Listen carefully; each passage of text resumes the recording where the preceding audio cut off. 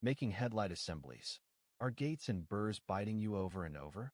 Trim the gate imperfectly and the leftover burr pushes against the mating surface at assembly. And on the vehicle that means light leakage or a rattle.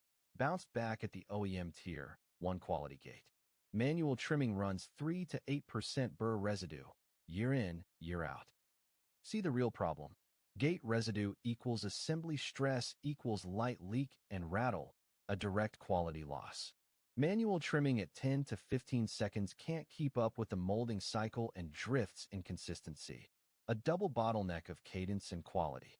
Worse, a mold 6 to 12 months into production drifts geometrically, up to ±2 millimeters, and an operator can only chase it by feel. This line uses a robot with vision positioning plus force feedback cutting plus a program library. A 2D camera first reads the gate's actual position, computes the offset, and corrects the cutting path, one scan in under half a second. The robot cuts precisely along the compensated path, absorbing ±2 millimeters of mold drift automatically, with no operator chasing it. 3 cores. First, cutting precision ±0.2 millimeters, 5 times manuals ±1. Second, vision auto compensates ±2 millimeters of mold drift, correcting the path per part, so precision holds even as the mold ages. Third, a 3 to 5 second cycle synchronized to the molding cycle, no longer the line bottleneck. Watch the demo.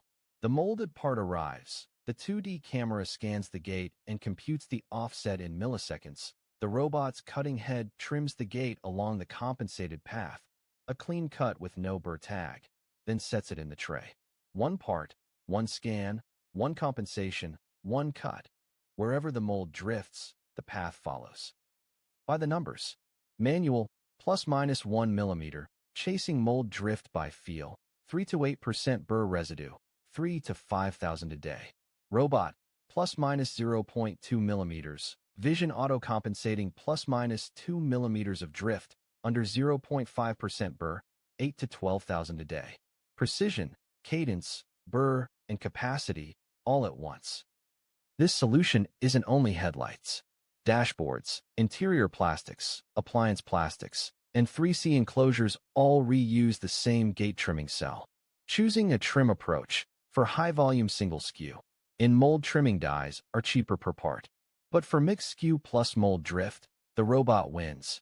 If your molds run more than 6 months between rebuilds, robot trimming saves the geometric drift cost. Mixed model changeover runs on the program library plus vision, done in 5 minutes. The core of headlight gate cutting automation isn't how fast you cut.